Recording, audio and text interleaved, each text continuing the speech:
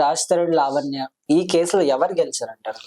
ఎవరు గెలిచారు అనే దానికంటే అసలు పోటీలో ఎవరున్నారు? ఒక అడ్రస్ లేని మనిషి వచ్చి అడ్రస్ లేని ఎలిగేషన్స్ ఒక హీరో మీద పాస్ చేసింది. ఏదో చేద్దాం అనుకుంది అంతే.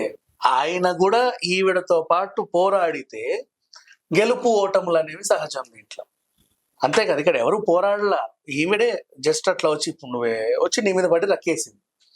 ఇప్పుడు ఫర్ ఎగ్జాంపుల్ ఒక మున్సిపాలిటీ జిహెచ్ఎంసీ కుక్ ఉంది, ఓకేనా, అది నిన్ను కరిచింది, నువ్వు దానితో పోరాడావు.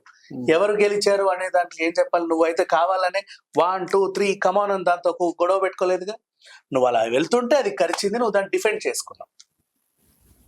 ఇక్కడ రాస్తారు డిఫెండ్ చేసుకున్నాడు, వెళ్తుంటే ఈవిడే ఆయన్ని కరిచింది బేసికలీ.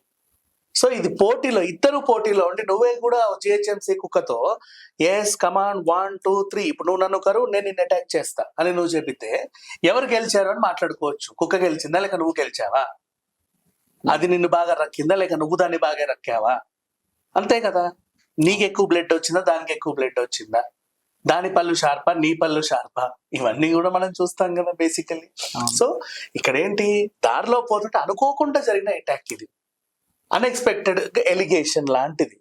కాబట్టి ఇందులో ఎవరు గెలిచారు అనే దానికంటే ఆబ్వియస్లీ రాస్తారునే గెలుస్తాడు. కాకపోతే ఆయన పోటీలో ఉంటే కదా గెలవడానికి. ఫస్ట్ ఆఫ్ ఆల్ ఈవిడితో పోటీ పడాల్సిన అవసరం ఆయనకేంటి?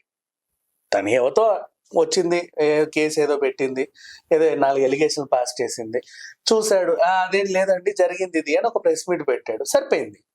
మిగతాదంతా ఏమైనా ఉంటే లీగల్ గా చూసుకుంటాడు. కానీ ఇక్కడ ఏం జరిగింది, ఆ జిహెచ్ఎంసీ కుక్క ఇప్పుడు నువ్వు ఫైట్ చేసావు కదా, నిన్ను కరిచింది కదా, నిన్ను అంతటితో వదిలేలా. నువ్వు ఆటో ఎక్కితే ఆటో వెంబడించింది, అక్కడ నుంచి నువ్వు ఆటో దిగితే మళ్ళీ అక్కడికి వచ్చింది, నువ్వు ఏదైనా స్టూడియోకి వెళ్తే పైకి వచ్చింది, నువ్వు టెర్రస్ మీదకి వెళ్తే అక్కడికి వచ్చింది, నువ్వు ఎక్కడికి వెళ్తే అక్కడికి వచ్చి కాచు కూర్చొని నువ్వు ఎటు వెళ్తే అటు నేను ఏ యాంగిల్లో రక్కుదామా అని చూస్తానే ఉంది. నువ్వు పడుకొని లేసి నీ ఇంటికి కూడా వచ్చేసింది, నీ గేట్ని తోస్తుంది, నీ తలుపుని తోస్తుంది, నీ కట్టని చింపేసింది, నీ సోఫాలని రక్కేసింది. ఏం చేస్తావు నువ్వు దాన్ని? అన్ని యాంగిల్స్ లో 360 degrees లో ఎందుకు పెట్టుకున్నావురా బాబు అని నువ్వు అనుకోవాలి. కానీ నువ్వు పెట్టుకోవాలి. అసలు తనంతట తానే ఇబ్బందులకు గురి చేస్తా వచ్చింది. Unexpected situation. ఇప్పుడు అదే జిహెచ్ఎంసీ కుక్కతో నువ్వు రైనా చూసుకున్నాం రా అంటే అది నీ కర్టన్ రక్కినా యాక్సెప్ట్ చేస్తా, నీ సోఫాలు చింపినా యాక్సెప్ట్ చేస్తా, నీ కార్పెట్ చింపేసినా నేను యాక్సెప్ట్ చేస్తా, నీ డ్రెస్ చింపేసినా, నిన్ను కరిచేసిన, జుట్టు పీకినా ఐ యాక్సెప్ట్ దట్, బికాజ్ నువ్వు పోటీ పడ్డావు. ఏదో టైంలో ఎవరో ఒకరు గెలుస్తారులే అనుకుంటాం. ఇక్కడ ఆయన రాస్తారని పోటీ పడితే కదా ఆయన గెలవడానికి. సో ఇందులో అండ్ ఆబ్వియస్లీ దీంట్లో ఒక ఎలిగేషన్ మాత్రమే పాస్ అయింది కాబట్టి రాస్తారనే గెలుస్తాడు.